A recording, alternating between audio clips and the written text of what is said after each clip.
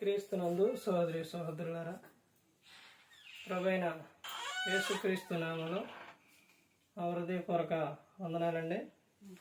ముందుగా ఇంత మంచి సమయాన్ని ఇచ్చిన తండ్రి అయిన దేవునికి ప్రభువైన క్రీస్తు ద్వారా కృతజ్ఞతాస్తుతులు చెల్లిస్తున్నానండి. అందరూ బాగున్నారండి. వాక్యం చదువుకొని ప్రార్థన చేసుకున్న తర్వాత పాఠంలోనికి వెళదామండి. లూకా గారు రాసిన సువార్త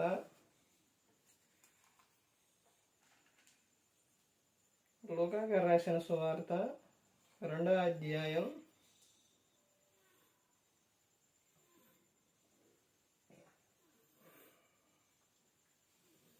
11వ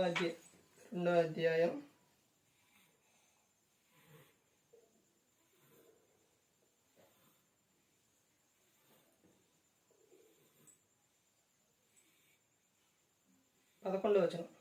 దావీదు పట్టణమందు నేడు రక్షకుడు మీ కొరకు పుట్టి ఉన్నాడు, ఈయన ప్రభు అయిన క్రీస్తు. ప్రార్థన చేసుకు. పరలోకమందున్న మా తండ్రి, పరిశుద్ధ ప్రేమ గల తండ్రి, గొప్ప తండ్రి, యెహోవా తండ్రి, మీ ప్రియ కుమారుడు యేసుక్రీస్తు ప్రభువారి ద్వారా కృతజ్ఞతాస్తుతులు చెల్లిస్తున్నాము నాయన. ఈ రాత్రి వేళ తండ్రి మా అందరితో మాట్లాడమని మా ప్రభు అయిన యేసుక్రీస్తు నామమున వేడుకుంటున్నాం తండ్రి, ఆమేన్. ప్రభువైన యేసుక్రీస్తు నామములో హృదయపూర్వక వందనాలండి. దేవుని కుమారుడు యేసుక్రీస్తు ప్రభువారి లోకానికి వచ్చిన తర్వాత పరలోక రాజ్యం సమీపిస్తుంది కనుక మారు మనస్సు పొందమని ప్రకటింప మొదలుపెట్టారు. అంశం: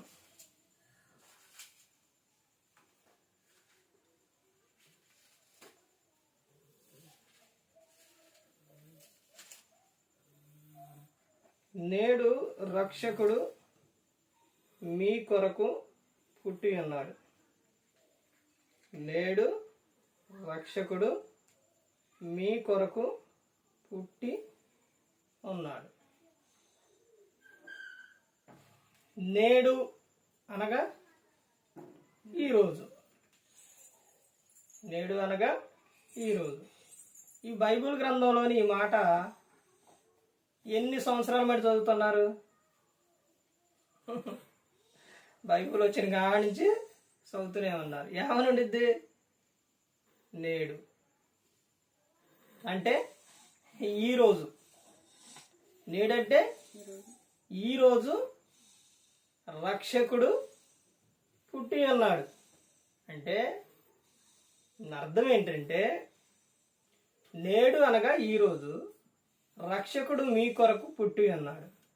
అంటే యేసుక్రీస్తు ప్రభువారు మన కోసం పుట్టి ఉన్నారు. ఆయన ఎవరంటే రక్షకుడు. అసలు ఇక్కడ చూడండి, క్రైస్తవులకు అర్థం కాని విషయం ఏంటంటే, మాకు మీకు ఎవరికి అర్థం కాదు, పరిశుద్ధాత్ముడు బయలుపరిస్తే తప్ప అది ఎవరికి అర్థం కాదు. దేవుడు అందరితోని మాట్లాడతారు. దేవుడు సేవకుని ద్వారా చెప్పించినప్పుడు ప్రతి ఒక్కరూ కూడా ఆ మాట విని గ్రహించుకుంటే వారి జీవితం బాగుంటుంది. తర్వాత వాక్యం ద్వారా, అంటే బైబిల్ చదివేటప్పుడు దేవుడు మాట్లాడతారు. ఇప్పుడు హెబ్రీ రాసిన పత్రికలోని 1వ అధ్యాయం 1వ వచనంలోని ఇది వరకు దేవుడు ప్రవక్తల ద్వారా నానా సందర్భాల్లో మాట్లాడారు. కానీ ఇప్పుడు కుమారుని ద్వారా మాట్లాడుతున్నారు. కుమారుని ద్వారా ఎలా మాట్లాడుతున్నారో చూసారా? నేడు రక్షకుడు మీ కొరకు పుట్టి ఉన్నాడు. అంటే మనిషి అర్థం ఏం చేసుకోవాలంటే, ఈరోజు యేసుక్రీస్తు ప్రభువారు ఏమయ్యారు? పుట్టారు. నా కోసం యేసుక్రీస్తు ప్రభువారు పుట్టారు. ప్రతిరోజు నీ ఆలోచన అదే ఉండాలి. నువ్వు ప్రతిరోజు అది చదువుకుని అక్కడ వాక్యమే ఉండిద్ది. అంటే నీలో ప్రతిరోజు నీకు అనిపించాలి ఏమని? యేసుక్రీస్తు ప్రభువారు నా కోసం పుట్టి ఉన్నారు. నా కోసం. అని నువ్వు అనుకుంటే అసలు ప్రతిరోజు నువ్వు క్రీస్తుని తలుసుకుంటే యేసుక్రీస్తు ప్రభువారు ఎవరు? పరిశుద్ధుడు. నువ్వు పరిశుద్ధంగా మారిపోతావు. ప్రతిరోజు ఆయన ధ్యానిస్తే అసలు నీలోని ఎటువంటి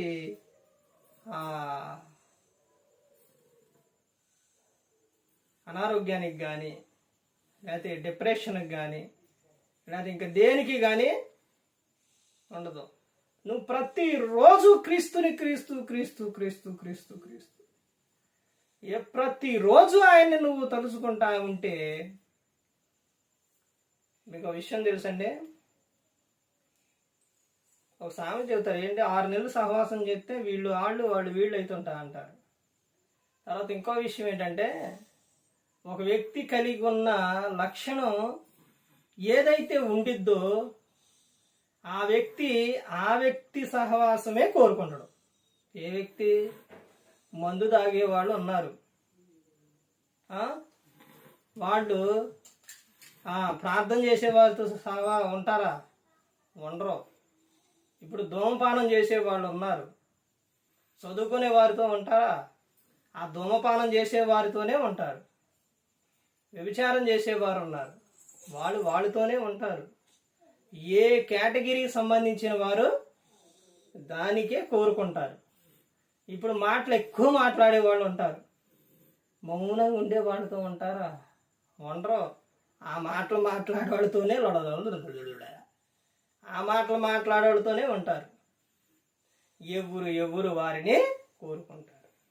అదే క్రీస్తు ఆలోచన, క్రీస్తుతో సహవాసం, క్రీస్తు లక్షణాలు కలిగి ఉంటే మనం కూడా ఎవరైతే ఆ లక్షణాలు కలిగి ఉంటారో వారితోనే సహవాసం చేస్తాం, వారి దగ్గరకే వెళతాం, వారితోనే ఉండాలనిపించింది. ప్రతిరోజు కూడా అనుకోవాలి ఏమని, నా కోసం డిసెంబర్ 25 ఒక్కరోజే కాదు, నేడు ఎప్పుడు కూడా నా కోసం క్రీస్తు పుట్టి. అంటే డిసెంబర్ 25 అంటే ఆ రోజు పండగలాగా, అంటే క్రీస్తు పుట్టిండు అని ఆ రోజు ఇక ఎక్కువ ఇది చేసుకుంటారు. కానీ ఆ తర్వాత నుంచి కూడా ఎప్పుడు మనం క్రీస్తు ఆలోచనలతోనే ఉండాలి. అలా ఉంటే ఏం జరుగుతుందో తెలుసా? ఎలా బ్రతకాలని దేవుడు చెప్పిండు అలా బ్రతుకుతారు. ఏ విధంగా ఎవరు ఎలా ఉండాలి అన్నది గ్రంథంలో ఏం చెప్పారు అలా ఉంటారు. ఇవన్నీ కూడా ఎప్పుడు అని అంటే క్రీస్తు మనలో ఉన్నప్పుడు. పౌలు గారు వచ్చినప్పుడు, పౌలు గారు ఆయన మారిన తర్వాత ఎక్కువ ఎవరి గురించి చెప్పిండు? దేవుని రాజ్యం గురించి, క్రీస్తు గురించి, సంఘం గురించి, అసలు ఎక్కువ క్రీస్తునే చూపించేవాడు అపోస్తలుడైన పౌలు గారు. నీ బ్రతుకులో క్రీస్తుని చూపిస్తున్నావా? క్రీస్తు కనబడుతున్నాడా? ఇక్కడ ఏమని చెబుతున్నారు చూడండి, నేడు రక్షకుడు మీ కొరకు పుట్టి ఉన్నాడు, ఈయన ప్రభు అయిన క్రీస్తు. క్రీస్తు అన్న కాడ పుట్టినోట్లో ఒకటి ఉంది, కింద అభిషక్తుడు. అభిషక్తుడు అంటే రాజు. అర్థమైందండి? రాజు పుట్టి ఉన్నాడు. అందరికి రక్షించడానికి, రాజ్యాన్ని ఇవ్వడానికి క్రీస్తు వచ్చి ఉన్నారు. యేసుక్రీస్తు ప్రభువు. అసలు ఆయనలో ఉన్న ఆనందం, ఆయనలో ఉన్న సంతోషం ఈ రోజున మనిషి మరిచిపోయారు. ఒకటేంటంటే క్రీస్తులో నువ్వు బ్రతుకుతుంటే నీకు ఆనందం ఉంటుంది. జనులంటే ఇప్పుడు లోకం అంతా ఎవరు ఎరలో ఉందంటే సాతాను ఎరలోనే ఉంది. ఇది వ్యభిచారపు తరమని గ్రంథంలో రాపించారు. ఈ లోకాధికారి వస్తాడు అని యేసుక్రీస్తు ప్రభువు చెప్పారు. నువ్వు దేవునిలో ఉన్నప్పుడు లోకంలో ఉన్న వ్యక్తులు, లోకస్తులు నిన్ను పన్నయ్యరు. క్రీస్తునే ద్వేషించారు, క్రీస్తునే పన్నయ్యలా. మరి మనం ఎంత? ఎవరైతే లోక సంబంధంగా ఒక్క చెడు పని అయినా, చెడు ఆలోచన అయినా ఒక వ్యక్తిలో ఉంటే దేవునిలో పరిశుద్ధంగా బ్రతుకుతున్న వారి మీద నిందలు వస్తాయి. బాధలు పెడతారు, బాధ పెట్టే విధంగా ఉంటారు. ఇవన్నీ ఎవరు చేస్తారంటే నువ్వు సాతానికి అవకాశం ఇచ్చినావు కాబట్టి వాడు చేయిస్తారు. నువ్వు సాతానికి అవకాశం ఇవ్వకుండా నువ్వు కూడా క్రీస్తులోనే ఉంటే యువతల క్రీస్తులో ఉన్న వ్యక్తితో ఏం చేస్తావు? నువ్వు కలిసి సహవాసం చేస్తావు. దేవుని గృహంలో దేవుడు ఉంటేనే బాగుంటుంది. దెయ్యానికి చోటిస్తే ఏం చేస్తున్నాడు? అసలు అక్కడ క్రీస్తు ఉంటాడు కాబట్టి ఏం చేయాలో వాడికి అర్థం కాక ఈ వ్యక్తి అయితే అవకాశం ఇచ్చిండో ఆ వ్యక్తి మీదే ఎక్కువ ప్రభావం చూపిస్తారు. ఏమ్మా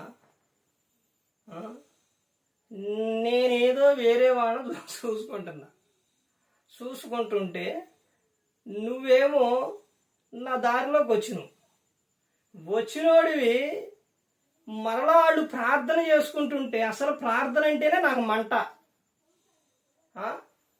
వాళ్ళు ప్రభువా క్రీస్తు దేవా ప్రభువా అంటే, యేసయ్య అంటే ఆయన ఊరుకుంటాడా? ఆయన పరుగున వచ్చేస్తారు. పిలిస్తే చాలు ఆయన వచ్చేస్తారు.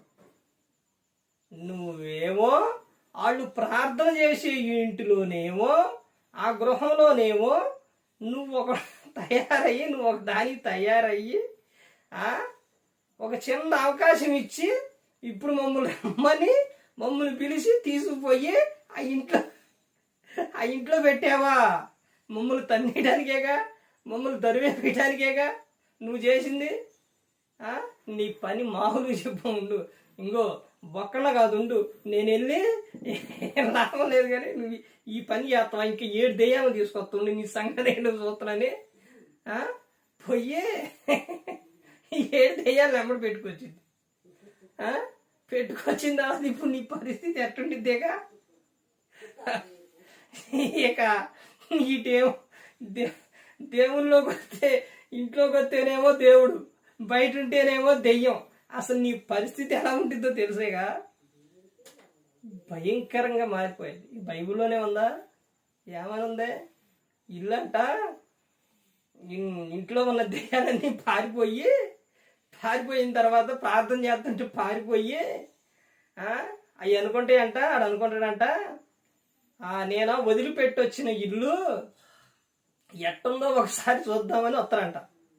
వచ్చినప్పుడు అది ఖాళీగా ఉంటే, క్రీస్తు లేకుండా అక్కడ ఉంటే, అమ్మయ్యా అబ్బా ఎవరూ లేరు, ఖాళీగా ఉందని ఆడు అనుకొని ఒకళ్ళు కాదు 7 దెయ్యాలను తీసుకొని వస్తాం. ఎందుకో తెలుసా? మా అమ్మో మళ్ళీ వీళ్ళు ఆయన పిలిచారనుకో, ప్రభు అన్నారనుకో, నేను ఒక్కడ తట్టుకోలేను అని 7 దెయ్యాలను తీసుకొస్తారు. వచ్చి ఆ వానిలో నివాసం చేస్తే వాని పరిస్థితి ఎలా ఉంటుంది తెలుసా? మొదటి స్థితి కన్నా కడపటి స్థితి మరీ భయంకరంగా ఉంటుందంట. బైబిల్ గ్రంథంలో ఉంది. ముందు చెప్పిందేమో అంటే జరిగేది చెప్పినా ఇప్పుడు చెప్పింది బైబిల్లో ఉన్న. అర్థమవుతుందండి? ఏదైనప్పటికీ కూడా దేవుని ఉన్న చోట, దేవుని గృహంలోని ఒక వ్యక్తి అపవాదికి అవకాశం ఇస్తే ఆ వ్యక్తి బాధపడతారో లేకపోతే అక్కడున్న వారిని ఏం చేస్తారో బాధ పెడతారు. ఏది కూడా ఆనందం అనేది ఉండదు. ఆ వ్యక్తులు కూడా మారి దేవునిలో ఉంటే ఆ కుటుంబం దీవించబడుతుంది, ఆశీర్వదింపబడుతుంది. ఇంటి యజమానుడు దేవుని యందు భయము భక్తి కలిగి ఉండే ఆశీర్వాదం ఎలా ఉంటుందో తెలుసండి? కీర్తన 128వ కీర్తనలో ఉంటుంది. యెహోవా యందు భయభక్తులు కలిగి ఆయన త్రోవల యందు నడుచు వారందరూ ధన్యులు. నిశ్చయముగా నీవు నీ చేతుల కష్టార్జితం అనుభవించదవు, నీకు మేలు కలుగును. నీ లోగడ నీ భార్య ఫలించు ద్రాక్షవల్లి వలె ఉండును, నీ భోజనపు బల్ల చుట్టూ నీ పిల్లలు ఒలేవ మొక్కల వలె ఉందురు. యెహోవా యందు భయభక్తులు గలవాడు ఎలాగూ ఆశ్చర్యపడడు.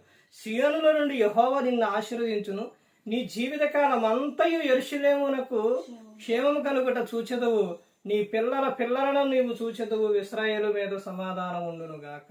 చూశారండి? అలా దేవుడు నిన్ను దీవిస్తారు, ఆశీర్వదిస్తారు. ఒకనాడు మామ చేసిన ప్రార్థన ఈ రోజున ఈ ఇంటికి మాకు అందరికీ కూడా ఏముంది? వెలుగయ్యింది.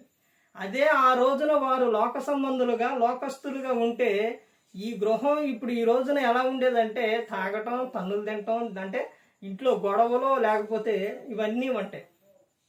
అర్థమవుతుందండి?